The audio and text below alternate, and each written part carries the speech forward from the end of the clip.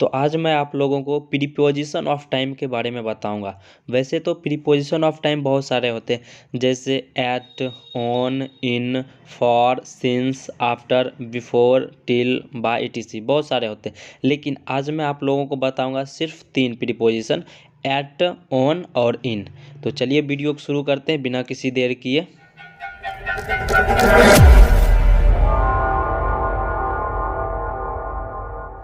जैसे कि मैंने आप लोग को अभी जस्ट बताया हूँ preposition of time, at, on और इन के बारे में, वैसे ही preposition of place, preposition of position, तो ये दोनों में भी एट, ऑन, इन आता है। मतलब कि प्रीपोजिशन ऑफ प्लेस में भी एट, ऑन, इन का प्रयोग होता है और प्रीपोजिशन ऑफ पोजीशन में भी एट, ऑन और इन का प्रयोग किया जाता है। तो अभी मैं आप लोगों को सिर्फ प्रीपोजिशन ऑफ टाइम के बारे में बता रहा हूँ, ना कि प्रीपोजिशन ऑफ प्लेस या प्रीपोजिशन ऑफ पोजीशन के बारे में। तो चलिए वीडियो को ध्यान से समझते हैं। तो सबसे पहले हम लोग एट के बारे में समझते हैं। तो एट का प्रयोग समय सूचक अंक के पहले होता है, मतलब जो शब्द घंटा बताने वाले होते हैं उन शब्दों के साथ हम लोग एट का प्रयोग करते हैं। तो देखो जैसे यहाँ पे लिखा है वह 5 बजे आएगा, तो देखो इस सेंटेंस में भी समय सूचक अंक है, घंटा बताने वाला शब्द है, वो शब्द है 5 बजे। तो इसीलिए इस सेंटेंस में हम लोग एट का प्रयोग करेंगे। और खास बात आपको याद रखना होगा, जो सेंटेंस आप बना रहे हो, ट्रांसलेट कर रहे हो, वो सेंटेंस कौन सी टेंस पर आधारित है वो आपको हमेशा याद रखना होगा।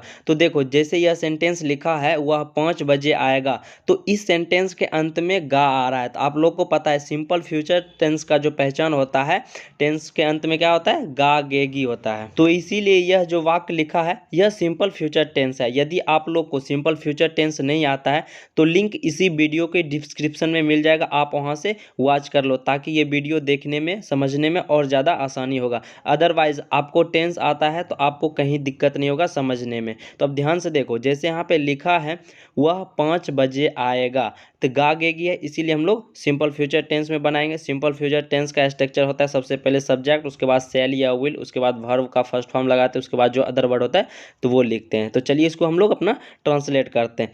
तो वह का इंग्लिश ही लिख देंगे, और आपको पता है ही के साथ विल का प्रयोग करते हैं, विल लिख देंगे। उसके बाद यहाँ पे है वर्ब आना, कम, तो यहाँ पे कम लिख दिए। और यहाँ पे देखो क्या लिखा हुआ है, 5 बजे, तो 5 o'clock तो लिखेंगे, लेकिन उससे पहले हम लोग एट का प्रयोग करेंगे, क्योंकि समय सूचक अंक के पहले हम लोग क्या लिखते हैं, एट का प्रयोग करते हैं। तो इसीलिए हम लोग का सेंटेंस बन गया he will come eight 5 o'clock, वह 5 बजे आएगा। अब नेक्स्ट वाला देखो, तो देखो यहाँ पे लिखा है मैं 3 बजे सोने गया, तो इस सेंटेंस में भी समय सूचक अंक है, वो अंक है 3 बजे। और आपको मैंने पहले ही बताया, याद रखना होगा ये जो सेंटेंस है कौन से टेंस पर आधारित है। तो देखो ये टेंसेंस है जो सिंपल पास्ट टेंस पर आधारित है। कैसे? क्योंकि इस सेंटेंस के अंत में क्या आ रहा है, गया, आ का आवाज आ रहा है, जो कि सिंपल पास्ट टेंस का पहचान होता है। तो इसको भी हम लोग बनाते, ट्रांसलेट करते हैं। सबसे पहले सब्जेक्ट लिखेंगे, सब्जेक्ट क्या है, मैं का इंग्लिश आई, और गया है लिखा है यहाँ पे तो वेंट, वेंट के बाद टू लगा देंगे, और सोने की इंग्लिश बेड हो जाएगा। वैसे मैं आपको बता दूं, गो टू बेड जिसका मतलब होता है सोने जाना, जो एक फ्रेज है, इसीलिए ये सिंपल पास्ट टेंस है, इसीलिए मैंने यहाँ पे वेंट टू बेड कर दिया है, जिसका मतलब होता है सोने गया। और यहाँ पे हम लोग एट लिखेंगे, क्योंकि समय सूचक अंक कितना है, 3 बजे, इसीलिए एट लिख देंगे। उसके बाद 3 o'clock लिखेंगे, I went to bed at 3 o'clock, मैं 3 बजे सोने गया। तो जैसे यहाँ पे लिखा है मैं 3 बजे सोने गया, तो यहाँ पे जो सोने शब्द है, सोना है, स्लीप है, स्लीप मीन्स सोना होता है, नींद भी होता है। तो इससे रिलेटेड मुझे कुछ शब्द याद आ गया जो मैं आप लोग को बताना चाहता हूँ। तो आप लोग सोच रहे होंगे स्लीप मीन्स सोना होता है, नींद होता है, लेकिन ये बिल्कुल गलत है। जैसे आप लोग रात में 6-7 घंटे के लिए सोते हैं तो उसका इंग्लिश क्या होगा। जैसे गर्मी के समय में हम लोग 1-2 घंटे के लिए भी दोपहर में, दिन में सोते हैं, तो उसका इंग्लिश क्या होगा। कभी कभी ऐसा भी होता है, मान लो कुछ वर्कर जो काम करते हैं, दिन में काम करते हैं, उनका 12-1-2 बजे लंच होता है, वो लंच होता है मान लो आधे घंटा, तो वो आधे घंटे के अंदर वो लंच भी कर लेते हैं, फिर भी उनके पास 10-15 मिनट बच जाता है, तो वो सोचते हैं इस 10-15 मिनट में हम थोड़ा देर के लिए नींद ले लेते हैं, झपकी ले लेते हैं, तो उसका इंग्लिश क्या होगा। यदि आप सोच रहे हैं इन सारे शब्द का इंग्लिश स्लीप ही होगा, तो आप बिल्कुल गलत हो। तो अब ध्यान से समझो, जैसे हम लोग रात में सोते हैं, 6-7 घंटे की नींद लेते हैं, तो उसके लिए हम लोग स्लीप शब्द का प्रयोग कर सकते हैं। जैसे हम लोग गर्मी के समय में दिन में 1-2 घंटे सोते हैं, तो उसके लिए सिएस्टा शब्द का प्रयोग किया जाता है। वहाँ पे स्लीप नहीं बोलना, सिएस्टा बोलना। जैसे हम लोग 5-10 मिनट के लिए झपकी लेते हैं, थोड़ा देर के लिए सोते हैं, नींद लेते हैं, तो उसके लिए नैप शब्द का प्रयोग किया गया है। तो ये सारे चीज़ आप अपना कॉपी में नोट कर लेना, ताकि शायद आपको आगे कभी काम आ जाए। तो चलिए हम लोग अपना पॉइंट पे आते हैं। तो अब हम लोग ऑन के बारे में समझते हैं। ऑन का प्रयोग डे और डेट के पहले किया जाता है, मतलब दिन और दिनांक या तारीख के पहले हम लोग ऑन का प्रयोग करते हैं। तो देखो जैसे यहाँ पे लिखा है राकेश सोमवार को आएगा, तो इस सेंटेंस में क्या है, डे क्या है, दिन है, सोमवार, तो इसीलिए इस सेंटेंस में हम लोग ऑन का प्रयोग करेंगे। और इस सेंटेंस के अंत में गागेगी है, आप तो आगे समझ ही हो गए हैं ये कौन सा टेंस है।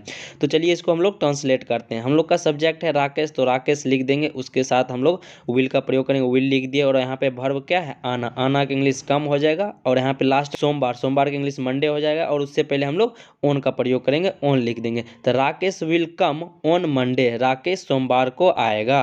तो अब नेक्स्ट वाला देखो, यहाँ पे लिखा है नीतीश 10 फरवरी को जाएगा, तो इस सेंटेंस में भी लिखा है 10 फरवरी, ये एक डेट है, मतलब दिनांक है, तारीख है। तो इसके पहले हम लोग ऑन का प्रयोग करेंगे, तो इसको भी हम लोग ट्रांसलेट करेंगे। और इस सेंटेंस में भी क्या है, गागेगी है, तो ये भी सिंपल फ्यूचर टेंस है। तो चलिए इसको भी हम लोग ट्रांसलेट करते हैं। हम लोग का सब्जेक्ट है नीतीश, तो नीतीश लिख देंगे, उसके बाद यहाँ पे विल लिखेंगे, उसके बाद यहाँ पे वर्ब क्या है, जाएगा, तो जाना का इंग्लिश गो हो जाता है, तो गो लिख देंगे। और उसके बाद हम लोग यहाँ पे ऑन का प्रयोग करेंगे, क्योंकि आगे क्या है, डेट लिखा है, आगे है 10 फरवरी, इसका इंग्लिश हो जाएगा 10th February. Nitish will go on 10th फरवरी। अब एक लास्ट देख लो, हम लोग इन के बारे में समझते हैं। तो इनका प्रयोग हम लोग मंथ और ईयर के पहले करते हैं, मतलब कि महीना और साल के पहले हम लोग इनका प्रयोग करते हैं। तो देखो जैसे यहाँ पे लिखा है मैं मार्च में जाऊँगा, तो इस सेंटेंस में क्या है, महीना है मार्च, मंथ है ना, तो इसीलिए इस सेंटेंस में हम लोग इनका प्रयोग करेंगे। और ये भी सिंपल फ्यूचर टेंस है। तो हम लोग इसको ट्रांसलेट करते हैं। सबसे पहले सब्जेक्ट, सब्जेक्ट क्या है, मैं, तो मैं का इंग्लिश आई, और आई के साथ तो विल लगा देंगे। और यहाँ पे वर्ब क्या है, जाना, जाना का इंग्लिश गो। और यहाँ पे हम लोग इन लिखेंगे, क्योंकि यहाँ पे महीना है मार्च, तो आई विल गो इन मार्च, मैं मार्च में जाऊँगा। अब नेक्स्ट वाला देखो, तो देखो यहाँ पे लिखा है मैंने 2020 में एक गाड़ी खरीदी, तो इस सेंटेंस में क्या है, ईयर है, साल है, वो है 2020। तो इस सेंटेंस में हम लोग इनका प्रयोग करेंगे। और इस सेंटेंस के अंत में है दी, खरीदी, तो ये भी सिंपल पास्ट टेंस का है, तो इसको भी हम लोग ट्रांसलेट सिंपल पास्ट टेंस पे करेंगे। तो महीने का इंग्लिश सबसे पहले सब्जेक्ट लिखेंगे, महीने का इंग्लिश आई हो जाएगा। उसके बाद यहाँ पे वर्ब टू होता है, सिंपल पास्ट टेंस का ये स्ट्रक्चर होता है, सबसे पहले सब्जेक्ट, उसके बाद वर्ब टू, उसके बाद अदर वर्ड जो होता है। तो यहाँ पे सब्जेक्ट महीने का इंग्लिश आई लिख दिया, उसके बाद यहाँ पे वर्ब टू खरीदी है, खरीदना का इंग्लिश बाय होता है, इसका वर्ब टू बॉट हो जाएगा, आई बॉट आकार। उसके बाद यहाँ पे इनका प्रयोग करेंगे, क्योंकि इसमें साल लिखा है 2020। तो हम लोग का सेंटेंस बन गया आई बॉट आकार इन 2020, मैंने 2020 में एक गाड़ी खरीदी। अब आप इन तीनों को एक लाइन में थोड़ा ध्यान से समझ लो। जहाँ पे समय सूचक अंक रहे, मतलब घंटा बताने वाला शब्द रहेगा, वहाँ पे आपको एट का प्रयोग करना है। और जहाँ पे डे और डेट लिखा रहेगा, वहाँ पे ऑन का प्रयोग करना है। और जहाँ पे मंथ और ईयर लिखा रहेगा, वहाँ पे आपको इनका प्रयोग करना है। तो अब आपके लिए कुछ यू वर्क दे रहे हैं, जो आप लोग इसे कमेंट में बना देना। तो देखो जैसे यहाँ पे लिखा है तुम 10 बजे जाओगे, वह 10 अगस्त को आएगा, हम लोग मार्च में पटना जाएंगे। तो उम्मीद करते हैं ये सारे चीज़ आपको समझ में आ गया होगा। तो मिलते हैं ऐसे ही एक नेक्स्ट वीडियो में। Have a good day and take care.